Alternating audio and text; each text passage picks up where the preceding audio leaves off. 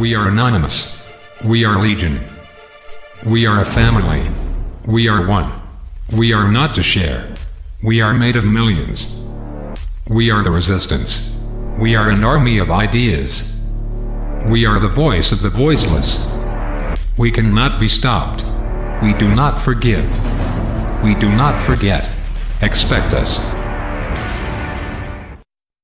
Hello Seychelles. We can no longer keep our eyes shut and our hands over our ears pretending that we cannot hear or see what the LDS is trying to do to this beautiful country. This situation that the results of the 2016 parliamentary elections has put you in, is clearly beyond redemption and salvation. The 15 LDS members of the National Assembly are playing politics with your hearts and stomachs. They have duped you into voting for them with the promise to put money in your pockets. With the promise, to fight for you in your National Assembly. With the promise, to look in the welfare of addicts. With the promise, to make your voices be heard. But the 15 LDS members of the National Assembly, have behaved rather irresponsibly with the little power you the people of Seychelles, gave them. Once in the seat of power, they chose a different route from the one they promised you. Rather than work for you citizens, they chose to work for themselves and only themselves. In short, they lied to you. We watched with growing dismay and horror as they voted in a 200% rise in their salaries and allowances.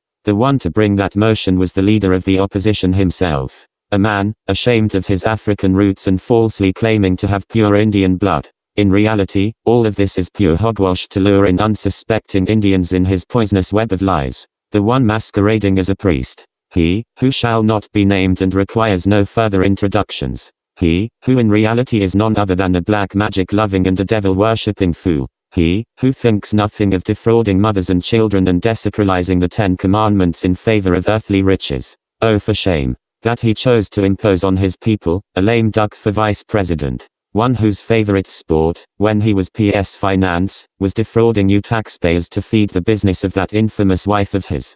A would-be Casanova, whose current pastime is fecking the clerk of the National Assembly and sprouting baseless tall lies about the government of this country. A fifth Ahmed, where are the $50 million, you so speak about? You, were the principal secretary at the time. Give it back to the people of this country. We have serious documents that show the paper trail all the way back to you. The LDS have grown to be arrogant. They have shown their natural inclination for dictatorial behavior. They have fooled the press into giving only them a voice. This country is a democracy. It is treason for the press to only give voice to one side when there are many voices wanting to be heard. Do your jobs. Stop being Wavell's Beaches.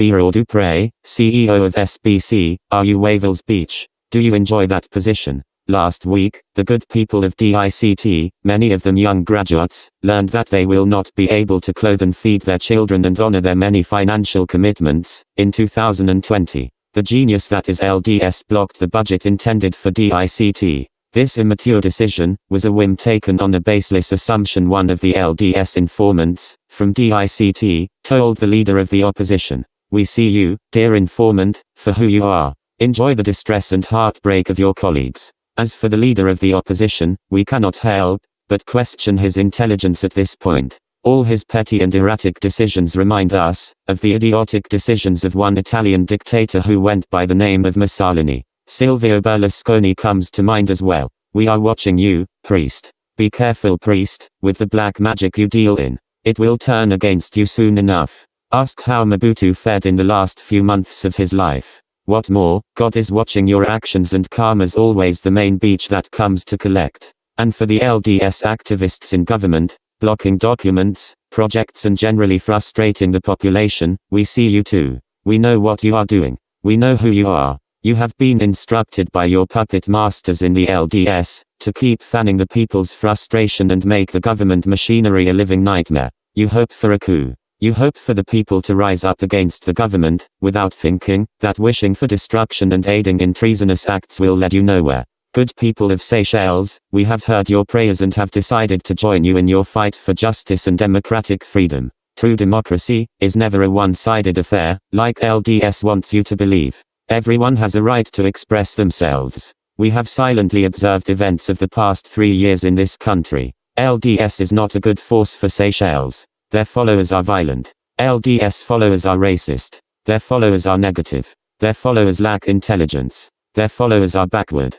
LDS followers lack judgment. LDS followers are middle-aged, uncool, wannabes. The opposition party is hellbent on destruction, killing and violent acts and dissension. The opposition party believes in preventing half the population from expressing themselves. The opposition only wants to let this country mafia style, to benefit only the privileged few in the LDS party. You, who voted LDS in 2016, did your life change in the aftermath of the LDS gaining a majority seat in the National Assembly? Did LDS really bring money in your pockets? Did they make your lives better? And before you blame the executive and the president of this country, look to the majority legislative, the 15 LDS members of the National Assembly, for the current chaos in Seychelles. The majority legislative is none other than LDS. LDS is a party focused on the past with no interest in the future. The young people of Seychelles are more preoccupied with their future. They have no interest in the past. They were not born then, when the events LDS rubs in their faces daily occurred. They don't care about the past. Young people call LDS the party of the past. Young people call LDS the negative party. Young people call LDS the old people's party. Look at their leaders. Old people. No class. No intellect. Look at their presidential candidate. Fat, like Humpty Dumpty. Look at their vice presidential candidate. A nose picker. An earwax eater. LDS should be afraid of the supporters it conned into voting for them in 2016. For the people suffering from addiction, we stand with you. We feel your pain. Strength through unity. Unity through faith. We are anonymous. We are legion. We are a family. We are one. We are not to share. We are made of millions. We are the resistance. We are an army of ideas. We are the voice of the voiceless. We cannot be stopped. We do not forgive. We do not forget. Expect us.